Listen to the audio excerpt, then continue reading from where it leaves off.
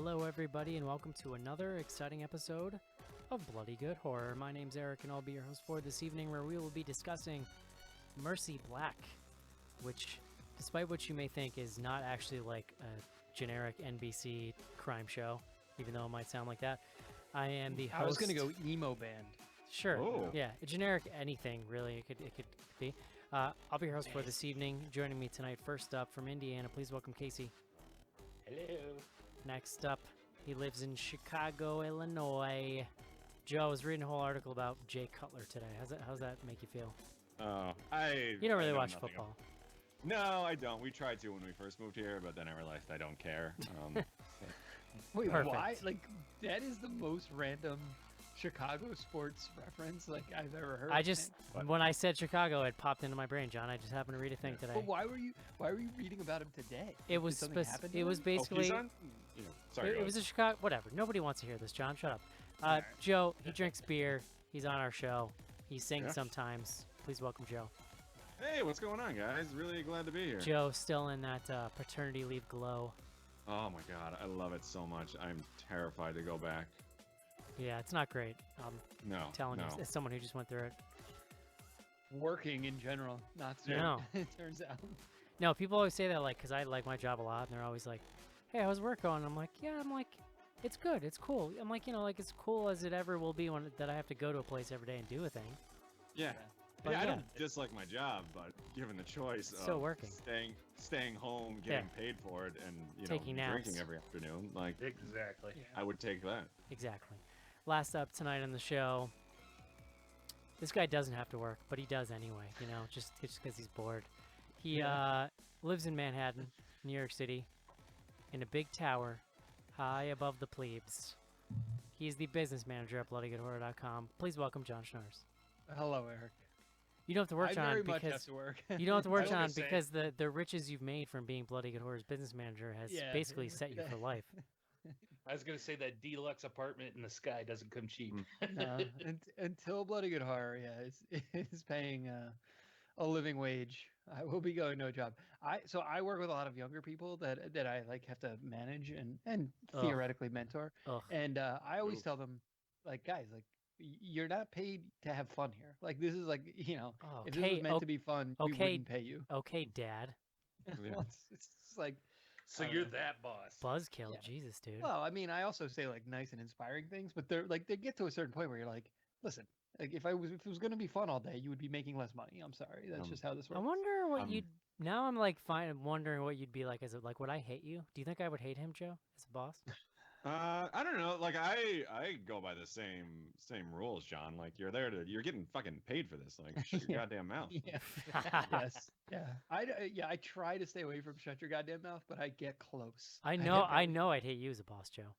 Oh No yeah, questions asked. 100%. I'm more of the as long as your shit gets done on time, Yeah. I don't need to know what you're doing. There you go. I have more than once gone too far and had people cry in front of me. It's great. Uh, Just great.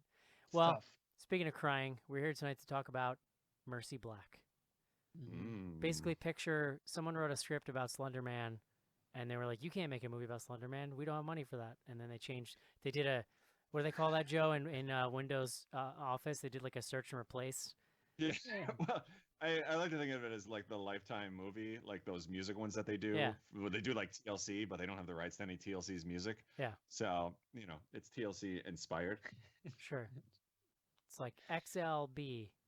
Yeah. The story of That's one of my all-time favorite 30 Rock plot lines when she's in the Janis Joplin biopic. yes, Oh, but they And- couldn't get any of the, Janie Jimplin. Janie Jimplin. Right, yeah.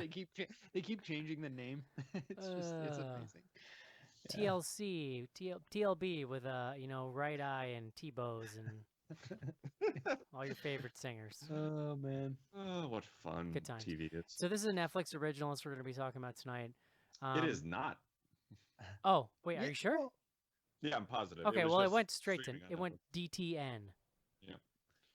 Down yeah, like to they didn't Netflix. produce it. They just like purchased the rights Sure. to release Yeah. it. Okay. Listen, it Is can that- only be Is that found. down to nothing? It can only be found on Netflix, Joe. How's that? Yes. Yeah. All right. Oh, it's on Amazon. You can rent it. Are you sure? Can you? Oh, there you Yeah. 100%. All right, whatever. whatever, man. Joe actually did pay for it and then realized it was free on Netflix and got it. Wow. To be fair, John, the patron subscribers paid for it. All right, fair enough. Joe. It finally happened this week.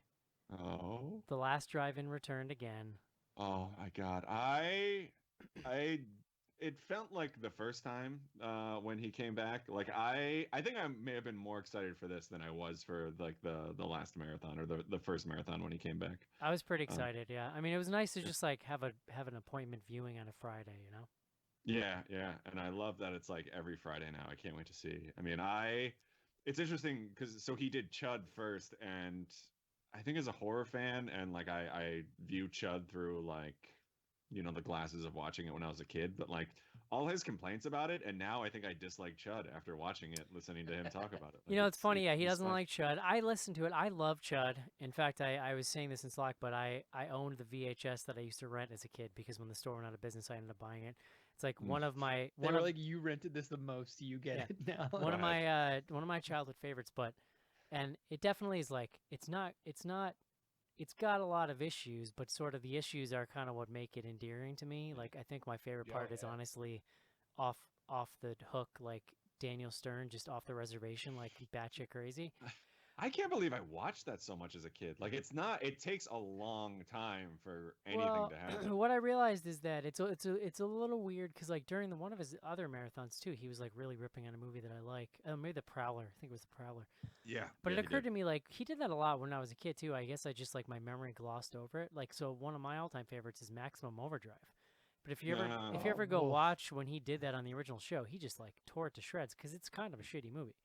But Yeah, that is like definition of a shitty But movie. I don't know. I love that movie I'm too. pretty okay with him like not liking a thing I like. I guess is my point. But he had a Oh lot my of God. interesting like tidbits on it. I love that he shows movies that he doesn't like. Like Yeah. I felt like that was almost more fun to watch him like rag on it than just have like a love fest for every Yeah, movie. and that I he had does. never seen Castle Freak either. Yeah. I have Is it not just, like, finished all ripping that them? yet. Or is it like critical takes? Is it like, well, No, Oh, it's no, a, no, it's no, a, it's it's all like- yeah, it's a lot of critical stuff. It's in behind the scenes info and a Yeah. 15-minute rant on the Miss America pageant, which just had me cringing the whole time. Yeah, There I is a lot definitely of could've done grumpy without old that. man going on. Yeah. I could have. I got super uncomfortable during the Miss America. thing. Basically, I'm just waiting the countdown for like the woke think piece on Joe Bob and how he doesn't fit in 2019 and it's going to ruin my everything for me. So Yeah. he's I get not that. like he doesn't say things that are like I don't think he says things that are outright offensive, but he like gets right up to a line where you're just Oh, like yeah. that felt weird to listen to. I don't know if I you like fully pay attention to him on Twitter, but he was definitely very anti-Kaepernick. Which Oh, I jeez. was like, Oh. tweets, I was like, ah, shit. But he- no. Yeah, Is I that don't really know. surprising though? No, but still, I don't know. I like to think that. But it's what's the Everybody- weird thing is though it's not like he's like an ultra conservative or anything because if you read Yeah. some of his columns like he's definitely not. He's just kind of old Yeah. school. Yeah. You know what I yeah. mean? But it's just weird in 2019 to listen to some of the stuff he says. Whatever. The Miss America thing was insane. Mhm, I mhm. didn't get to tune in until Castle Freak. Did you? Any of you guys watch it? Yes, I have not finished his the Castle Freak, but I liked what I watched so far. I did. Because it was pretty cool. Because actually got Barbara Crampton to show up Yeah. on the show, and he was well behaved. But it was pretty good Yeah. hearing her talk about it. Castle Freak was cool. It was interesting hearing the whole movie came out of Charles Band owning a castle and being Yeah. like, you can make a movie, but it has to have a castle and a freak in it. And he was like, okay. As you do. Yeah. So anyway, That's one I've never seen that I would like to. I You know, definitely remember the check VHS into. cover.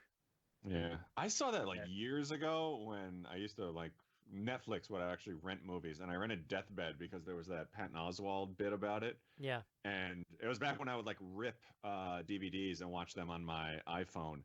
And Nice. the Castle Freak movie was on the Deathbed DVD, but like not on the menu or listed anywhere. It was super weird. Fun so I just like, fact- stumbled upon it. Fun fact, I went through a phase. It was probably during the like beginning era of the show where I discovered that you could rip movies and put them on your PSP.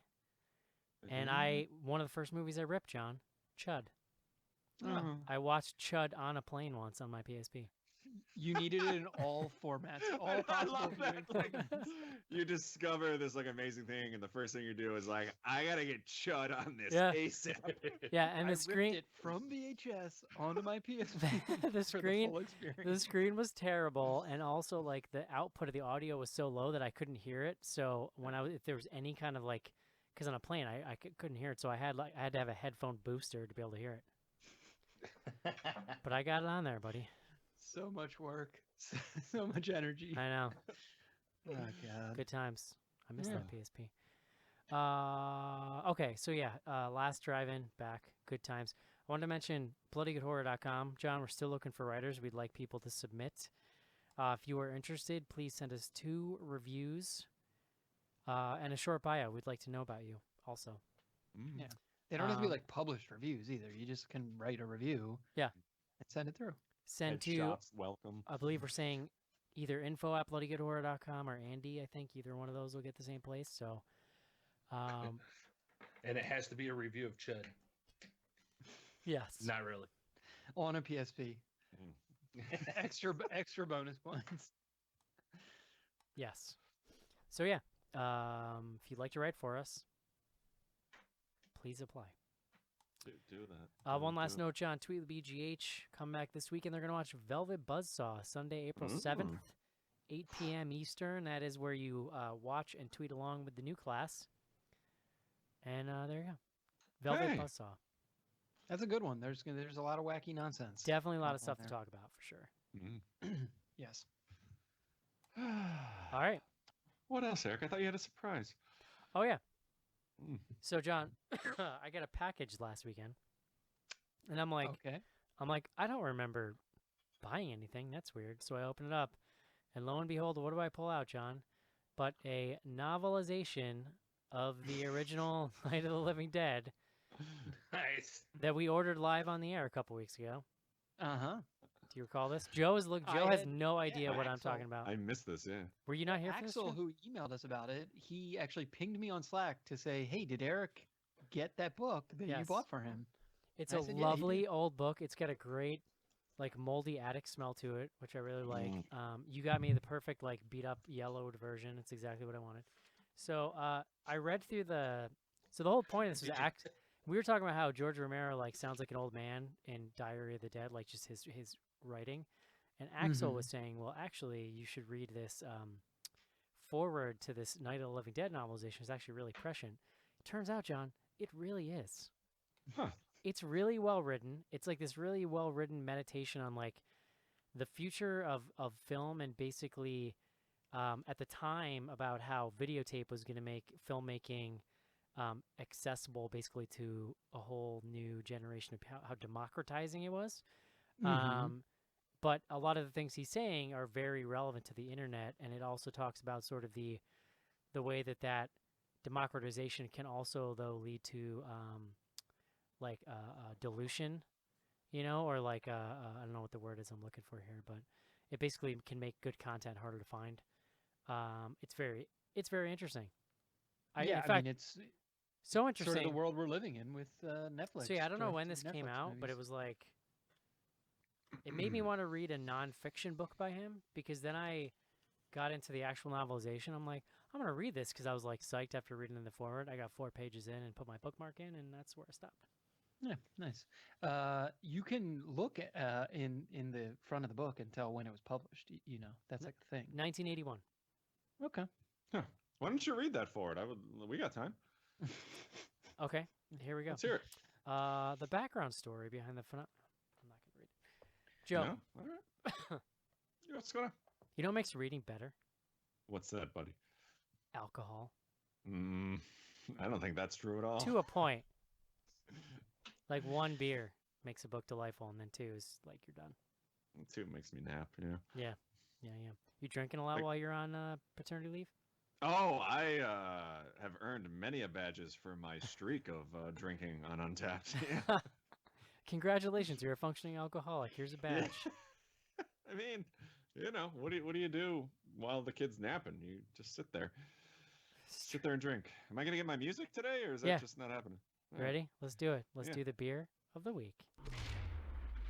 Beer guts. Hey, thanks. Mercy Black, we're watching, or we did watch this week, about a fine young lass who, I don't want to say it, but looks like could be Shannon Doherty's stunt double. Huh. Yeah. Pretty much her and her friend allegedly or did murder another friend as kids. 15 years later, she's kind of out. And we discover that it's kind of this Slenderman-ish type story where, you know, they thought they were conjuring their demon buddy or whatever the hell was going on there. Are you synopsizing the movie right now, or are we gonna do that later? I mean, how do I get this? But you know, the whole thread is, you know, is this thing real? Is it not? You know, she's kind of floating in and out of, you know, hallucinations. So in honor of that, I picked a beer from the good folks over at Firestone Walker Brewing Company. They're based out of Paso Robles, California. And this beer is their Mind Haze, which is a New England IPA. And I've talked about these a few times, but pretty much New England IPAs are unfiltered, focusing more on like the hop aroma and flavor rather than sort of that bitterness. Obviously from the hops you get that, but it's a style that just kind of popped up, I want to say like a couple years ago or so. And now just about every brewery is doing one, and I'm a big fan, so I'm very excited to see these getting more and more popular.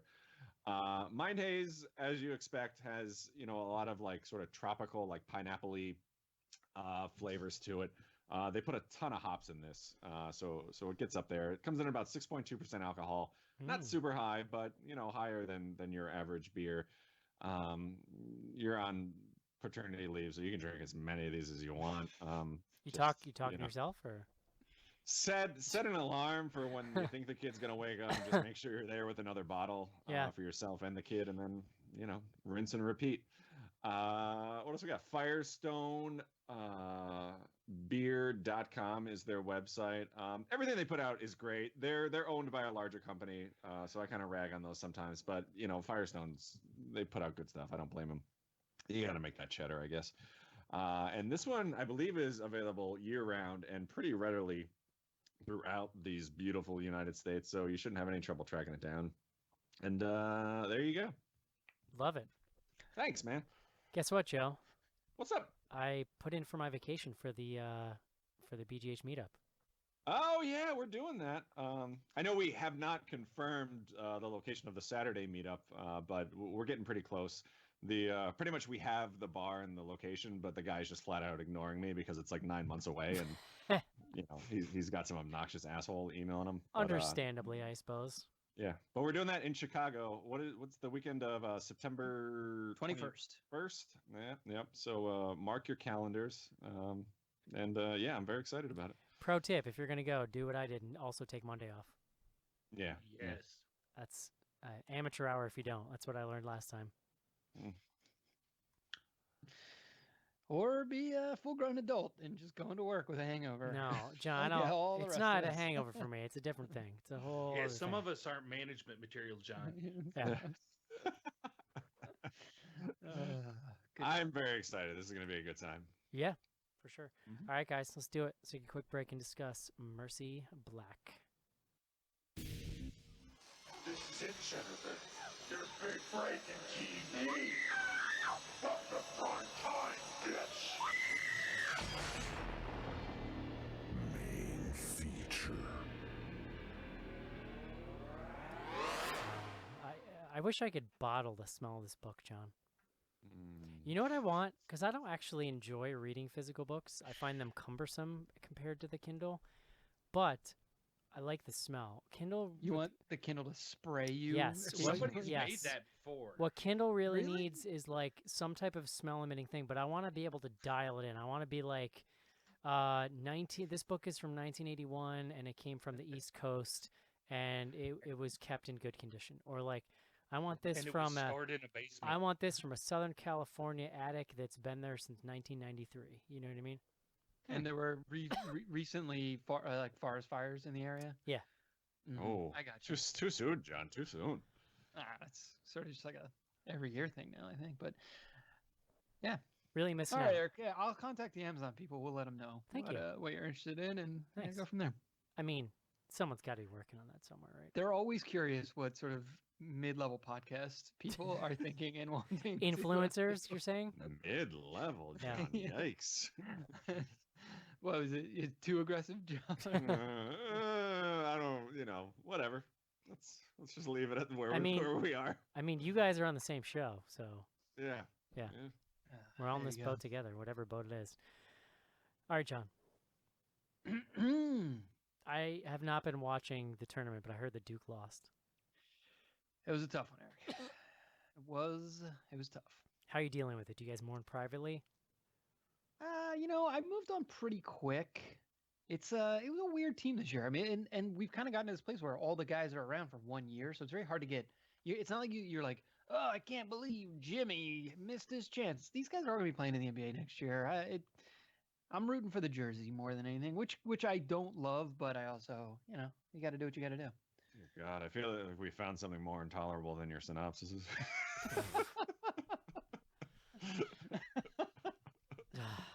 Oh, Joe, just wait till I'm talking about the Phillies in a couple weeks. That's all we got going. Did you go to Did you go? go? Did you attend basketball games when you went to Duke? Not really. I wasn't like one of these. I gotta camp out and wait. I would go when someone was like, "Hey, the basketball game's not that crowded. Do you want to go?" And I'd be like, "Yeah, sure. I don't have to wait outside. No problem." Did you take your shirt off and paint a big D on your chest? I never Mm. did that. It's like unclear if I ever even wore an appropriately colored shirt. I probably did. I'm sure I participated. Too at least cool at for that level. school. I got you. Nah, it's just there's a level of. You were like, Peop- "Excuse me, I work in the rare books library. Do you Yeah. know who I Yeah. am?" Does that not get you anything right Yeah. here? People would. I mean, maybe you read about it. They would camp out for like weeks to go to the games. I mean, specific games, obviously, but Well, it's the South. There's nothing better to do. It's true. yeah, You know. I don't know. It's either that or marry your cousin. You could always go. You could always go to the rare book room and just hang out. I Just guess. check out their copy of Mein Kampf. A lot of ladies scoping out the rare book room. Yeah, I bet. PhD candidates show. All right, Wait, I guys. Degree. I don't know where I'm going with that, John. Please bring us the word of the day.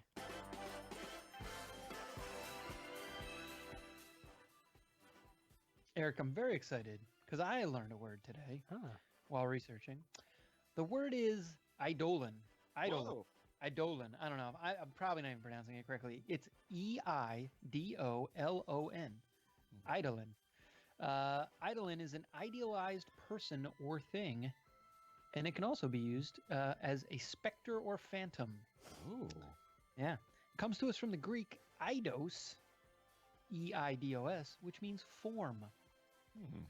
Idolin. Udolin. Eidolon, Eidolon. Udolin! Yeah, Eidolon. So there we go. All right. And what is Eric that? is literally Yeah, reading the novelization of What does Idolin. that Said what right is- now. I'm waiting for John to tell me what that has to do with this movie. Oh God. Yeah, I mean, Joe did about 80% of the synopsis, so I'll try to keep this quick.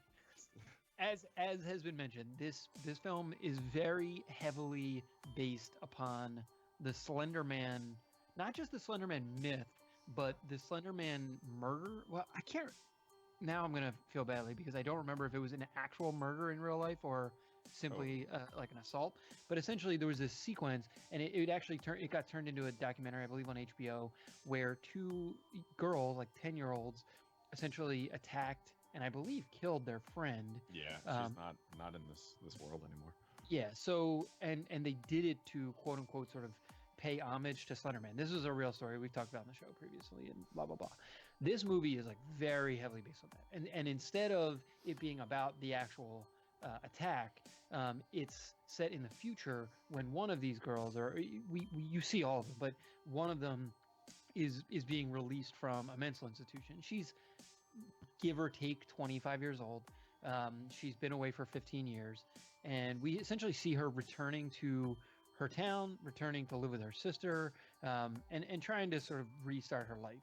And as she leaves, and so Joe kind of highlighted, she begins to experience things, that spookiness. The creature, the eidolon that they were trying to summon, was called Mercy Black. And what we see is sort of interspersed with her returning to her town is flashbacks to the night in question, right? And so there's like another friend who was sort of the ringleader, sort of the one who was coaxing her to do this. And the reason she was doing it, and this whole Mercy Black myth was built around the idea that Mercy Black would take your pain away, quote unquote, but you had to give her something. And in this case, they were basically sacrificing their friend. And the main character here was hoping that her mother's cancer would essentially be cured. You know, spoiler alert, the cancer is not cured. The mom dies, and the girl has to go to a mental institution for 15 years. So that's sort of the setup. You have the main character's name is Marina. She's living with her sister Alice. Alice has a son, Bryce. Dad is not around. Instead, there is a boyfriend whose name I'm not going to find right away, but I think Will. He's a hilarious sort of carbon copy of Matt McConaughey from mainly from True Detective season 1. Sort of like if he had a baby with like Joe Dirt. Yeah. Yes. Yeah. No, I mean, literally was like they did the cloning, and the cloning came out at 80%. But like a hair got into it. Yeah. Yeah. His name is Matt Dirte. I should, and you all sort of touched on it. So this basically got sort of surprise released on Netflix this week, which is why we're covering it. I mean, it's very newly released, 30th, March 30th. It's not really a surprise if nobody cares. But this, I think what's interesting, I mean, obviously there's a lot of stuff we can talk about. So this is directed by... There was a Super Bowl ad, Eric. I don't know if you saw it. This is directed by a guy named Owen Egerton, who's from Austin, Texas. He's sort of you could call him an up-and-coming director. He's done 2 other films. This is his 3rd. The 2 previous ones called Bloodfest. The other's called Follow, and he is a writer-director. I mean, he wrote and directed both those films and this film. And this was actually produced by Blumhouse, so that's probably in some ways the most interesting thing. It's what sort of like put it on the radar, probably more than anything else, at least for us. Yeah, I mean, so that's the setup. We can kind of talk about where this thing goes as we progress. All right, Joe. Yes, sir. What'd you think? Yeah. I wouldn't put this movie in my top 10, but at the end of the day, I ended up enjoying it. Reading over the emails, I know I didn't get a chance to reply. I mean, I don't disagree with some of the gripes that I read, but I thought it was an interesting idea. I mean, we watched the Slenderman movie, and I thought this was a lot better than that. I think they did a lot better job of kind of, even if we're not actually viewing a Slenderman movie, like I thought the story was a lot more interesting than what we got in the actual movie. I mean, the main actress, I saw you guys have a few gripes, but I thought she was actually pretty decent. The kid is creepy as hell. Like I thought he was the best part. And we kind of get this twist at the end, which I'm sure we'll get into, but I did not see that coming at all. Like it completely, usually, with these movies, I think you can kind of see it coming, but like that completely just threw me for a loop. So you had to go take another nap afterwards. Yeah, well, I may have been napping during most of this, which might explain my praise for it. But yeah, I mean, overall, I think I was more pro than con on this one. Casey. This movie, I had no idea what we were getting into, but this movie, when I got to the end of it, it wasn't terrible, but at the same time, I wasn't like blown away or excited by any of it. It was a movie I didn't regret watching. It's a movie I don't necessarily want to watch again. I kind of like the story approach they were going to when we talk about seeing the aftermath of one of these Slenderman type things with the youth. 15 years later when they come home and how they're reintegrating in. That was interesting. I also didn't have that big of a problem with the main actress. I thought she was fine. Kid was super creepy. Matt Dirte was okay when he first showed up, and then he got a little over the top, and that kind of stretched it out. He was also a fairly big part on Walking Dead for a season or so. He was Dwight from The Saviors, so the guy does have some credits to his name. He was much better in Walking Dead, so there's that. But ultimately, I like this. I kind of really like, we'll get into the spoilery talk later. There was an angle that we talked about in email with a librarian in this movie, and I kind of liked how that turned out. and the way direction they went with that kind of surprised me and caught me off guard. So that was pretty cool. But ultimately, it was like, that was an okay Netflix movie I stumbled across, and that's kind of where it lands for me. John. Yeah, I mean, the more I think about this, I think I don't like it. I just didn't think it was. There's not a ton that I'm going to remember from this movie. That said, Joe made the point that this is better than the Slenderman movie. Keep in mind, the Slenderman movie was, I believe, our #1 worst film of last year It when was we did the voting. pretty bad. I mean, it was unbelievably bad. And Joe's totally right. Like, this is I think what's weird about this movie is I don't like a lot of the parts of it, or a lot of like there's like some of the pacing I don't love. I didn't love a lot of the acting, like whether it's the acting or the writing, I don't even know, because some of the dialogue's a little stilted. At the end of the day, there's actually some, and Casey kind of touched on this. There's some underlying thematic stuff that they wrestle with that actually is really smart, and I think the script itself has some real like guts to it that make it something that you can think about and kind of chew on and appreciate at a different level. The movie itself doesn't rise to meet that, like where it ends up thematically is where I think that's where I sort of net out. So yeah, I'm kind of on the same train as everybody else, just kind of like, I'm not sure how I feel about this movie, but I know I didn't hate it, which was probably surprising to, I know, at least Schnorrs, because this movie... I was so nervous because I was like, we couldn't pick a movie, and then finally I'm like, I don't know, people are talking about this, we should watch this, and I was fully expecting this entire episode to just be you complaining that I recommended a movie. Yeah, me too, actually. I will say... I was worried this was going to end the show. I was worried about the same thing, Joe, but no, it's like, it is funny because it does at times devolve into what I will usually refer to as a door creaker, which is just where they're kind of going through the ghost cliches with the door creaking open and the stairs move, somebody's like going on the stairs and whatever. But at its core, it's actually got a fairly unique premise that I like. I like where they're going with this thing. I like this idea of picking up after a Slenderman type murder, where, like the real life story, but picking up 10, 15, whatever years later, probably 10 years. It's 15.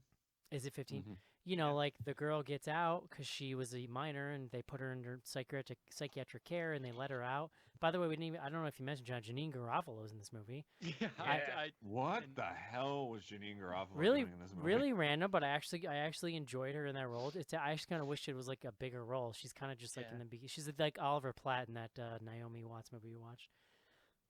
Although she actually showed up. Legitimately Skyping in. She actually showed up on set, which is the difference. Yeah.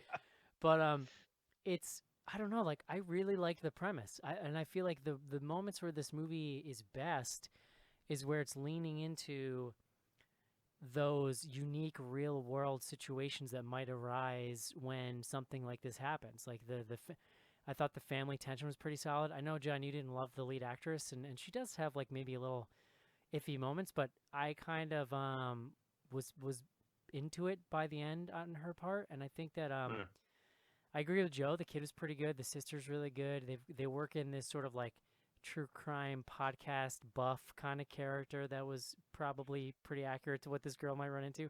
I don't know, but it's like the crazy thing about this movie is how wide it swings from, like, there are literally sometimes in the same scene, it can feel at one moment like an edgy, interesting indie thing, and in the next moment like a 90s direct-to-video movie. Like it oscillates between feeling inspired creatively to like feeling really cheap and lazy, and it's crazy like how it just goes back and forth, and it never settles on one thing or the other, even right up till the end. Like there's moments in the finale where I feel like they nailed the visuals, and there's other moments where I feel like they didn't. I mean, ultimately I think this not being a Slenderman thing hurts it, because the thing they kind of come up with is about the most generic, kind of boring Slenderman-y thing you could. Like, But isn't Slenderman itself kind of generic? I mean, it's maybe, become more than that. but it has more weight to it because of what it is, and you know it. Sure. Like it allows you to bring your own weight to it.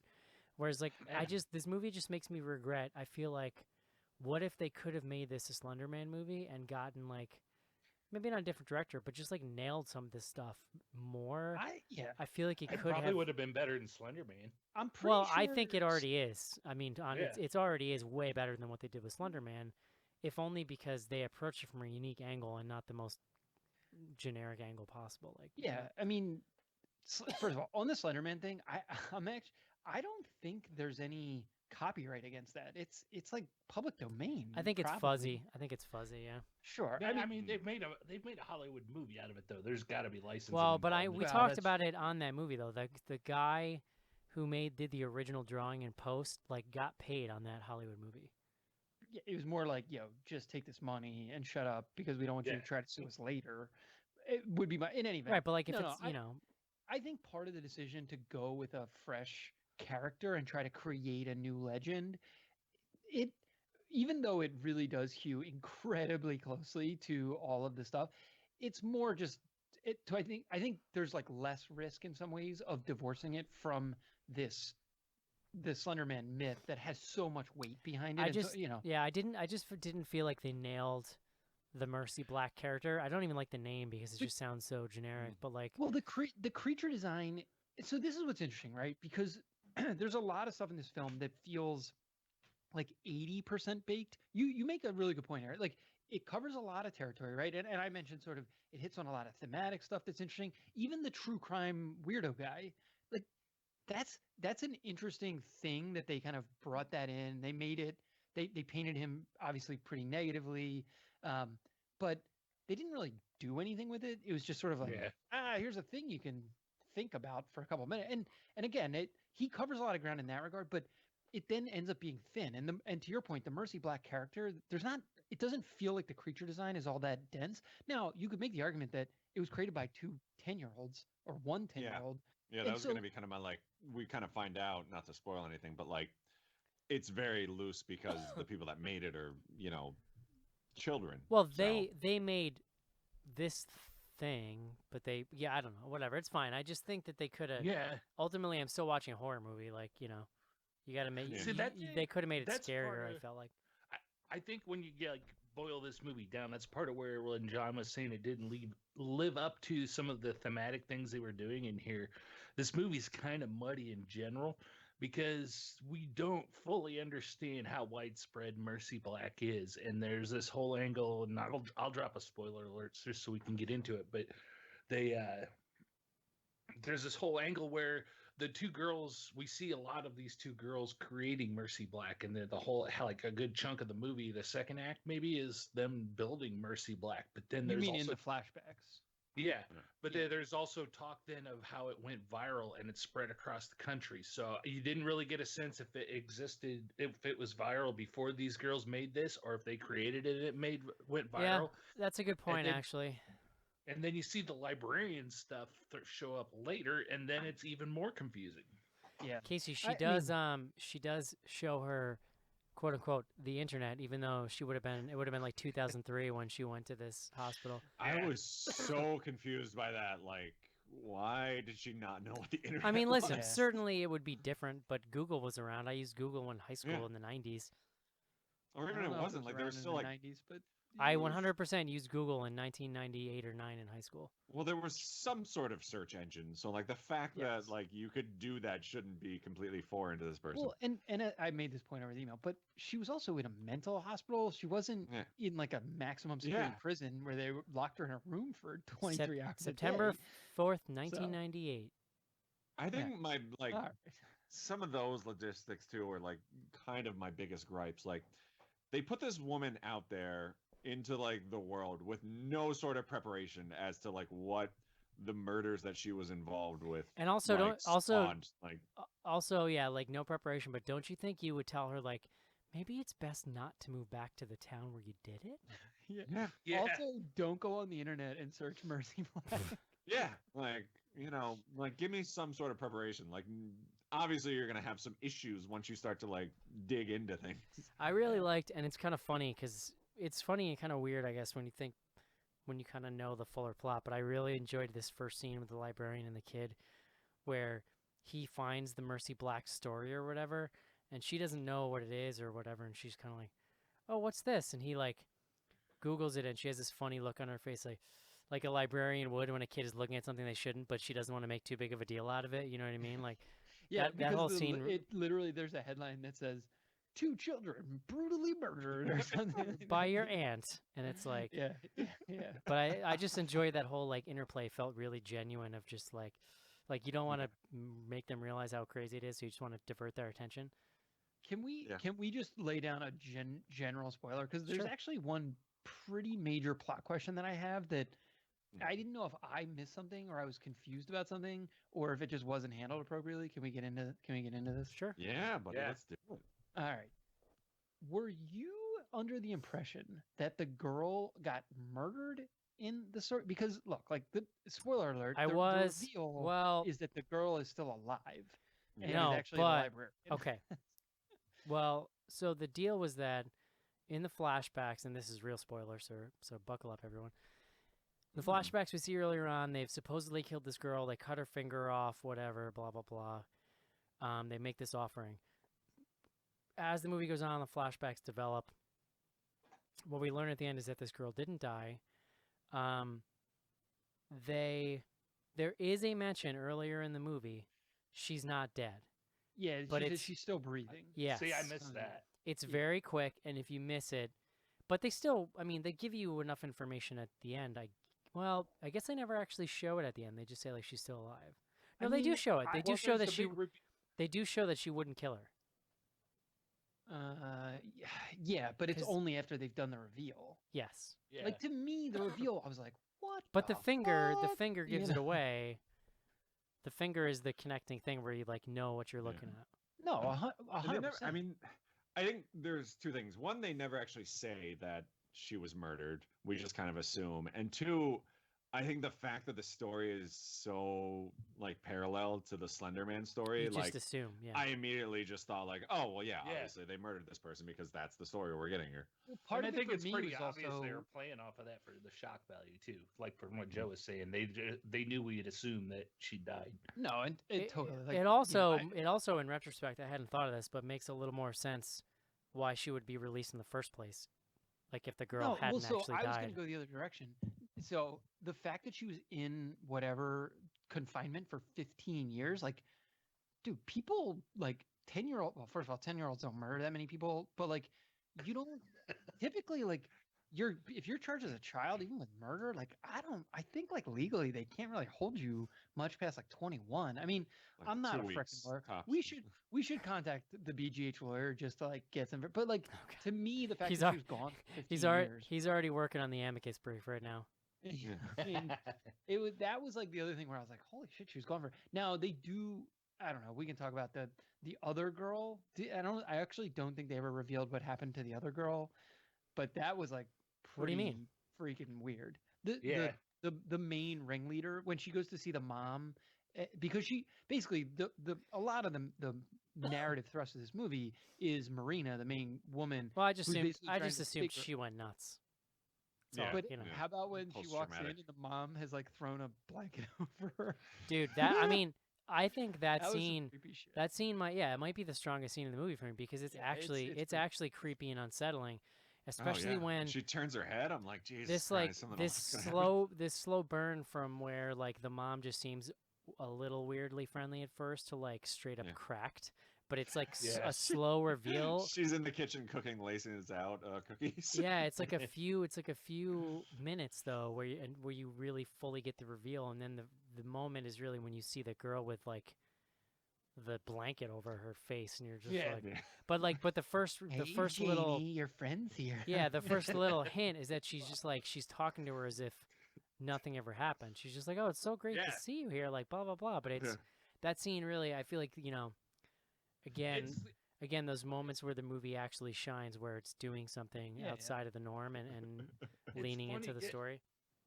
looking back on this, like that, the other two girls that weren't Marina are really kind of what makes this movie tolerable to watch through. I think, because somebody was saying in the email earlier that the main girl Marina was near unwatchable, which I didn't think she was that bad. Well, That was she- me. I thought she was stand fine. by that statement. She's fine. But Yeah.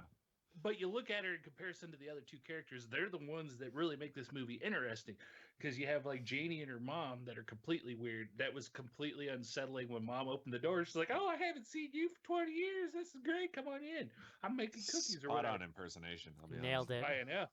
And the librarian, really, once they do the big reveal on the librarian, I thought she was one of the better characters because my first reaction to the librarian was when Marina's nephew was at the library and she was helping him look up stuff, like even about Mercy Black and stuff. And my first thought was, this librarian's oddly into helping this kid out, this random kid. So, but it makes sense afterwards. So it's Well, it those was- side angles that are better written. It was one of those things too where you're like, they're making her a bigger character than she needs to be. Like Yeah. in another movie, you wouldn't even see her face. It would just be like Right. the librarian's hands helping. Yeah. And they really gave her a lot to do in that scene, so you Yeah. kind of knew something was coming down the line. at some Do point. libraries just offer like free after school programs where you can drop your kid off? Like, is that a thing? Yeah, I mean, it's not crazy. In New York, you can. There's stuff. Yeah. I mean, the We literally got an librarian- email from our library the other day saying like, you have to be here with your kids. Like, don't fucking drop Well, them the kid was also 10, so it's Yeah. he's like old enough to be out on his own. I mean, I would sort. stay after school, like in middle school, and just be in the library, like studying or Joe, whatever. did you ever consider that email just went to you? No, no. I know exactly why they did it in our town. I mean, the librarian. You can make the argument she's the best actor in the movie. Mhm. Like I thought she's. yeah. I thought she was pretty good. Well, I would actually put my money on the kid. I thought the kid was Yeah, the great. kid Oh was my God. creepy. Right. How about the bully kid?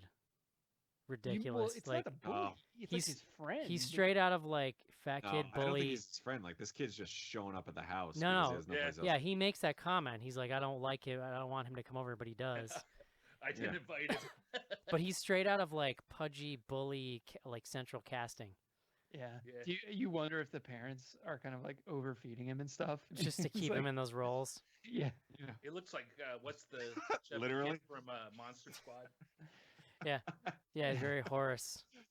I like But, the keep him in the roles. I like the double entendre there. Thanks. I was not did not Jesus intend that. It's messed up, but He okay. that sequence when he basically the kid the nephew essentially becomes polluted by Mercy Black, and a lot of the tension eventually becomes, is he just turning evil because he's likes Mercy Black, or is Mercy Black real, whatever. But the sequence where he basically rigs up a Home Alone trap Oh my where, gosh. where the bully has a noose around his neck, and if the mom comes into this playhouse, It's they have, very Mousetrap-esque. it Yeah. was a pretty wacky scene. Like, Yeah. what is going on? I like I have a little trouble with the logistics of this movie, like in hindsight of the twist, because like am I to believe that this girl was like up in the house like gently nudging the door open and like making noise on the stairs just to like Yeah. mess with No, her head? well, Because she I think basically it's a mix ba- of basically like, what's the re- librarian. Sorry, go ahead. Well, basically, what's revealed is that the librarian was like trying to get in her head in order to make her, I guess, quote unquote, like see that he's real or she's real or whatever, even though all this stuff was done by the librarian, right? Like the no, well, Well, do we you wanna- also get. did you not what's it- watch the last scene of the movie, or? no, I understand that, but doesn't she say That's the some money line? mess. But doesn't she say some line like "I had to make you believe"? Like the Yeah. thing doesn't come back until the sacrifice, until the offering happens. Yeah, so there's definitely no. Well, Like Janine Garofalo is basically the offering, right? Interesting. I don't know. You could also argue the librarian was the offering, that he finished the job. Right. The librarian was right. The librarian was the offering. Yeah. I would argue that, okay, so the very final spoiler is that, spoiler alert, Mercy Black is real, and it's actually the kid, the nephew, does the final summoning. I guess the point I would make is you kind of have to just assume that Mercy Black is influencing him either subliminally or so when he's talking into the vent, I think he's probably talking to Mercy Black for real, not the librarian doing Mercy Black stuff. That's how I read it. Crawling through the vents. yeah. Now, actually, you know what's funny? Mercy Black. You just started talking about the very ending, and I realized I don't know how this movie ends. I remember now what he does, and then Mercy Black is kind of like pulling him back. Is that the end of the movie? Yeah, it like cuts to black. Yeah. That Mercy. visual was kind of cool of her like kind of enveloping him and then going backwards. Like that was kind of cool. Yeah, and his creepy Yeah. look kind of back over his shoulder was I mean, probably and there's the a creepiest couple. There's, shot of the movie. there's a couple of moments where she's animated where it's kind of cool, but I just feel like I wasn't that impressed with the mask. You know, I don't know. Well, they went very hard at the practical effects. I mean, which I'm cool with that. Like but it to your partly looks point- like strung up on fishing wire. Like Well, I think that was intentional though, like in the bunker, and I thought it was sufficiently creepy, so I thought that. I part mean, was yeah, kinda cool. it's at its creepiest when it's just inanimate hanging up in the bunker. Yeah, but like when the puppet master stuff, when it was in the bunker, I think was intentionally supposed to look that janky, but I liked it. I thought it was a good effect as far as creepiness goes, because you still didn't know at that time what was going on, because that was before they revealed the librarian. Ooh, just I don't a know. lot We're to take probably in. we're never gonna solve it. I don't. The world, Well, we never know. I mean, luckily the director sent in an Ask BGH, so I feel like we could get some questions answered here. Wait, really? I mean, are you being serious with us or? Oh, he 100% did. He's the I mean, we'll get to the question, but he is the guy doing the sanding where she watches the YouTube clip oh, funny. to learn how to sand that. Yeah, that's him. Very he, nice. And he That's tweeted an Ask incredible. BGH question. Yes. Oh my God! So this is my. he's new gonna favorite listen to this. Yeah, he's gonna listen to this and listen to you guys rag on it. Ah, God damn it, Listen, Owen! You're my new favorite. here's guy. the takeaway. Yeah. Here's the takeaway. Better than the actual Slenderman movie. How's that, Joe? Yeah. Yes. Yeah. Was anybody else a little? This is like a very small nit. It's not that small. It's a pretty major nitpick for me. The main girl, Marina, she is Uh-huh. being released from a mental institution, which she has presumably lived in for like 15 years. She has the most stylish haircut I have like ever seen, and is Oh. also remarkably well put together. Did anybody else Well, have this? kind of, actually, like, I thought re- Just because process? you're in a mental hospital doesn't mean you have to go Yeah. looking like a hayseed. John, You still get haircuts. She didn't know what the internet was, Casey. John, my favorite part. She knew what the Monica was, though. John, my favorite part. Did you notice that she had one outfit? Did you notice that she put this tiny bag down, pulled one outfit out, and set it down, and that was all she Well, had? she was always sleeping in the same outfit, so that's maybe realistic. I don't know. But Oh, I didn't notice that. That's breaking my heart, though. Hey, Janine Garofalo's, she had her like crazy far left wing period, but I mean, she seems to be fairly stable. Maybe she was just like, "Hey, you're getting released. I'm going to help you out. We're going to get you a nice haircut so you fit in well." I'll cut my bangs. Don't make me cut my bangs. Okay, would you recommend Mercy Black, John? I'm gonna say no. Joe? Yeah. I mean, it's on Netflix. I think Yeah. it's worth a watch. Casey? You're already paying for it. Yeah, I'm going to say it's okay for a Netflix watch. Yeah. Yeah, sure. Whatever. Yeah. You could do worse. You could do worse, for sure. Put that on the box. Yeah, whatever. All right, guys. I'll do it for Mercy Black. Let's take a quick break and do some fan mail. What she has witnessed, she cannot escape. What he has become, he cannot control. You don't know what it's like. And what you experience, no one will believe until they come face to face with the inhuman fear that is the Howling. Radar. Now playing at a theater near you. Check newspapers. Hi there, I'm Judith O'Day from George Romero's original Night of the Living Dead, and you're listening to Bloody Good Horror.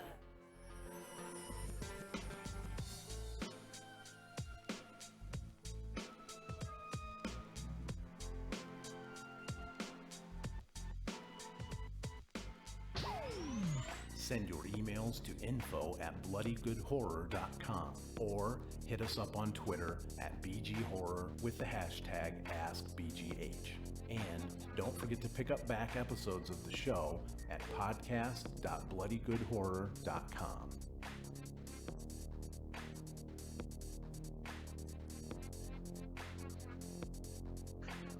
And we are back.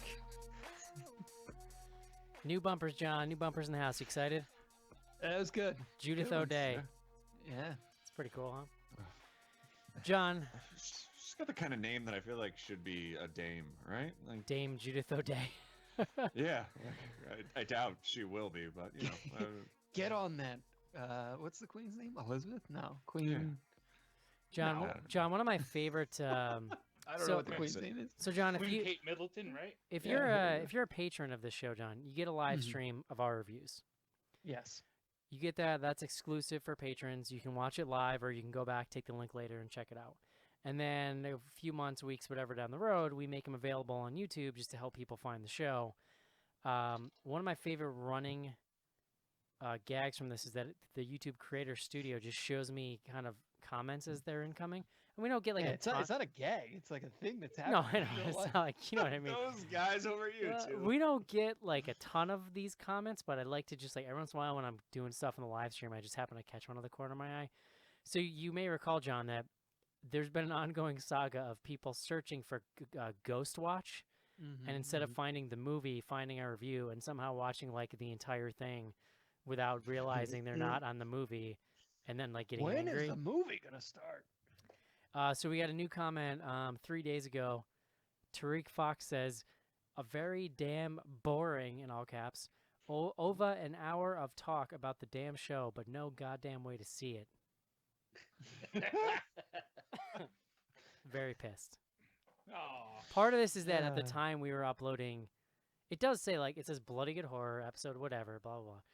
And then, but we were using screenshots from the movies, and I think that's what's like pulling people in, is they just see the screenshot and they click on it, which like, come on, Didn't bro. we get like, rid of all the screenshots, or is there? no, still a we just screenshot for stopped. We Ghost just Watch? stopped doing it Yeah. because we were getting like copyright strikes for like Yeah, no, we think for that no was reason. triggering a lot of the copyright. But nonsense. and now it says BGH reviews, but I'm not going to change all the old ones. Like, so we also got a comment on our Blood Glacier review. Nobody wants to watch some people react to it. If we want to watch it ourselves, we want to watch it ourselves. So don't upload it. If we can't watch it, please. Oh, all right. And then All right, point taken. and then well, since you said please, and then user Cream Bun says, or at least show it, even if it is a tiny square. Oh, just Oh, a little tiny square. That's all Do I was these asking people for. not understand? There's hundreds of other ways to watch these movies. They don't other than under- going to YouTube. John. no, because John. they were in the same facility as Marina. They didn't know what the internet was. John, these people just don't understand. Period. They went to findit.com. Yeah. Can't give you a square. One last one. Can't spare a square, guys. John, on our infamous retweeted by Joe Bob Friday the 13th mashup, Mm-hmm. user Deborah and Sons McNaughton says Oh yeah, I saw this one. says I love the sex parts. Oh. Deborah. We were curious if that was Deborah or the son. Or the Sons. Sons, yeah. Yeah. I'm I interested. wanted to sprinkle a positive comment in there. You know, Yeah, It's not Deborah all- it's not- or Sons. it's I not don't all even it's think not all there's any dum sex dums. parts in the in your matchup. Yeah. It's just the killing. No, parts. there's sex parts. Oh, okay. yeah. It's not all dum dums who I can't mean- find Ghost Watch on YouTube. Which, by the way, Ghost Watch 100% on YouTube. So figure your shit out, please. I don't know if y'all are following the YouTube sort of saga of the last couple weeks. There was a big story today about how there's all this extremist content they can't get rid of, or they didn't want to get rid of. I'm just really excited for the time when they figure out how to get rid of the extremist content. And the only thing left is like going to be Bloody Good Horror live streams that people can enjoy. So it's going to be good. Twinkies and cockroaches. Yeah. Oh man, did we read this one? 5 months ago, Trevor Schmidt got our review for I Am the Pretty Thing That Lives in the House, or whatever that movie is called. Mm-hmm. He says, "What the fuck is this shit doing in my feed?" That's a valid question, though. I mean, you can't argue that. And I think I read this one already. Take that up with the YouTube algorithms, my friend. Yeah. I think I read this one already, but it's pretty good. That moment when you think you found a good movie on YouTube, only to find out it's a bunch of self-important idiots giving us their quote thoughts. #UGG. Oh. So there you go. Good I hashtag. wasn't on that episode. What I'm I trying to can't say is, John, we're killing it at YouTube. Yeah. Jesus Christ. You know what? Those people just need to go watch some flat Earth videos. We're not and, angry. yeah, Yeah, we won't surface. in their we're not feeds. angering anyone, and it's going great. Engagement, John. I think that's what they call that. Mm. Yeah, they tried to watch a bunch of flat Earth videos, but all they could find was a bunch of self-important dweebs talking about it. Yeah.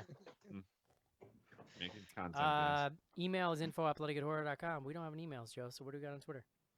Oh, fuck. What? No, John does these. I like Joe. I like it when Joe does it better. If I'm being honest, All right. Thanks, man. I gotta pull them up. So if you want to, John doesn't really try.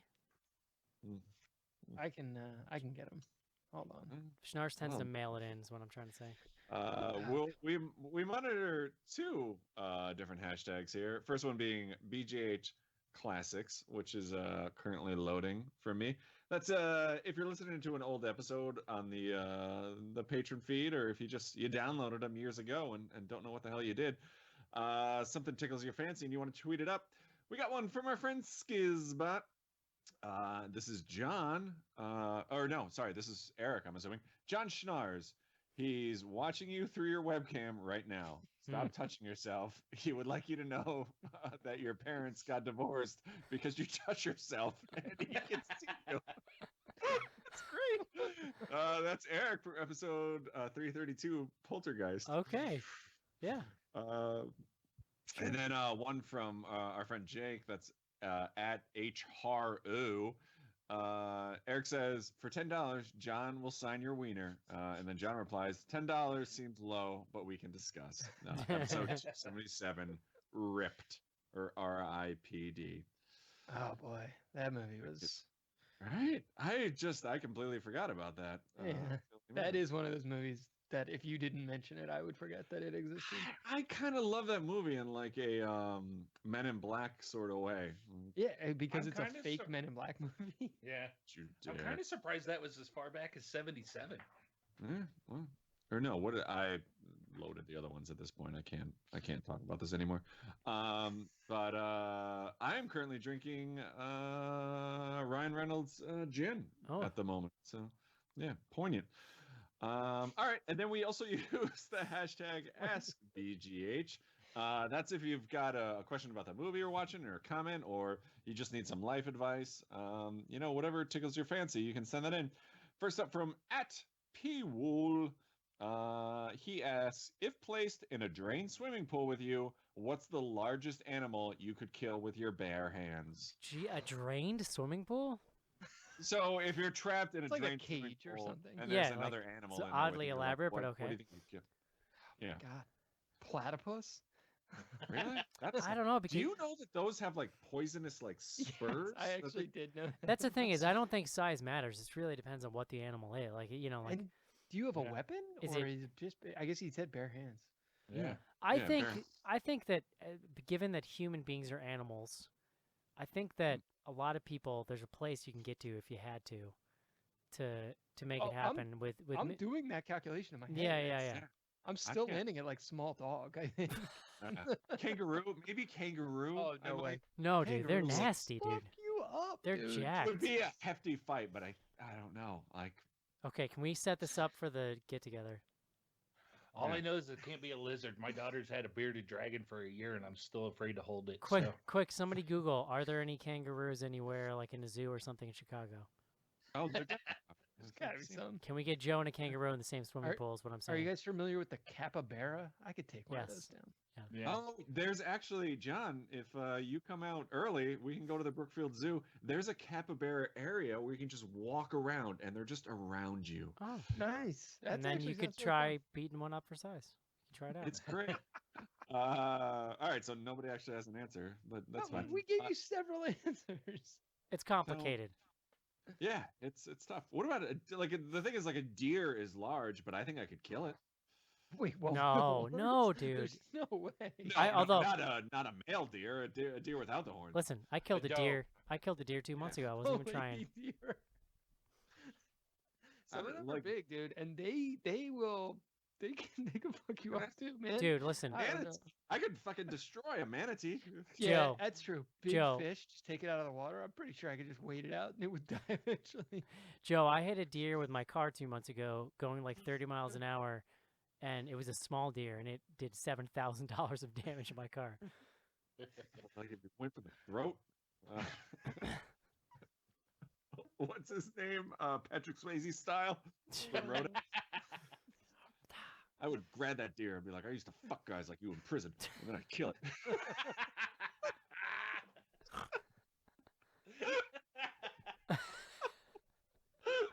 All Next up from at Ben Liz. I feel weird now. I am dragging a lot. Please, he says, Eric, please discuss Castle Freak's climactic rain fight on the roof scene in the next episode. Did the numerous ball sack shots make or break the film? Yeah, I'll be honest with you. The choreography in that scene not that impressive. But like I will say that Jeffrey Combs always gives it his all either way. So Yeah, he does. Next up from at Beard81Dad, he says, but why male models? I think the obvious question is because they're so stupid. Zoolander? sure. I get it. We go. I get the- I followed. Thanks, buddy. Next one from at Skizbot. Being an fuck. This is because I posted just send us any questions you have. Being an expert on general automotive knowledge, can you tell me what would the correct ignition timing be on a 1955 Bel Air Chevrolet with a 327 cubic inch engine and a 4-barrel carburetor? This is also a reference. This That's is like from a- 42. It's My Cousin Vinny, Yeah, I was gonna say and the Right, answer right. is 7. I don't know. This is a number. it's a great quote though. Yeah. Next up from at Fozzie Bear, who sent in a video question, which is great for a podcast, and it's mildly racist. So, Great. Wait, well, but it's from American Dad, and it's pretty much that alien thing. I haven't watched the show in years, but like asking like how to keep his love life together, knowing that somebody's. I don't know. I can't get into it. I get what he was doing. Let's move on. Yeah, it's good to hear from though. Yeah, yeah. He's got a beautiful photo now with he's shirtless. Like there's a lot going on. And next up from Owen Egerton, the director and little cameo in this fine film. What do you think of the YouTube Woodnook host? Beautiful. I feel he's key. I did think it was really funny that she gets on the internet for presumably the first time, and the first thing she does is find YouTube and search up woodworking videos. Well, she Yeah. was told I to guess- stand the stairs. Yeah, I guess it was related. Yeah. Well, it's weird, but no, I think to your point, Eric, like she doesn't know what the internet is, but immediately knows what the purpose of YouTube would be for her. Right. Right. Yeah. I He had, listen. he had a nice this old house presentation. Oh man. I'm gonna go on record and say, even though I didn't love his movie, Owen, if that's really him that's ending this quote, It's or comment or 100% him. Yeah. well, I just mean like as opposed to like I don't know an intern or something monitoring his feed. Like, God damn, he's my new favorite filmmaker. I'm just gonna throw it out Yeah. there. So I don't want to underestimate what Owen's got going on, but I don't think he's got an intern answering his Twitter feed. Owen, Yeah. great, we love you, buddy. Good. Next, another fucking ad for Buffalo Wild Wings, like last week. Like, their wings are terrible. Like, stop doing this shit. Go to hell. Oh wait, can I block these? Yeah, I'm sure you can tell them you Oh. don't want to see these ads anymore. Wait, if I click report ad, am I gonna lose this page? I'll take care of this after the show, guys. Don't worry. Next up from Your willingness to experience ads to not disrupt the show is really great, Joe. Well, I hate Buffalo Wild Wings. Next up from at Catastrophic, that's a good friend Whitney, patron subscriber. I enjoyed the poo-poo conversation and want to hear more embarrassing stories. What's one of the most embarrassing moments you're willing to share? Oh God, I would have needed some prep. I for feel like this. we've had this question before, and everybody was like, "Nope." Yeah. No, listen, if you're gonna ask like a very specific, like, have you ever X, like, I'll consider answering. You can't just ask a broad, Yeah. tell me the most embarrassing thing that's ever happened to you. I'm sorry. No, you're gonna have to work for I it, think- Whitney. Whitney, come to the BGH meetup in September. Friday night we're doing like a special thing just for the patrons, and there's gonna be a lot of alcohol, so I'm sure there will be some pretty good stories going. You might also just get me doing the most embarrassing thing. Yeah, of my that's life. true. Yeah. It's in play. Next up from at Dungeons Are Us, are you looking forward to the upcoming remake, Pet Cemetery and Child's Play? Sorry if you discussed this already. I'm an episode behind. I don't know if I like So- care either way about the Child's Play remake. Like Child's Play, A, is not a movie that is that sacred to me, and B, like I don't know, it could be interesting. I guess I like the idea of mining the AI thing. and Mark Hamill as a voice could be kind of cool. Yeah. I don't So like the my- doll. I don't like the doll design very much, to be honest with you. Well, my understanding is they don't because the doll's not called Chucky because they actually don't like the folks remaking the film. They like the rights somehow got like The split rights up. are screwy, yeah.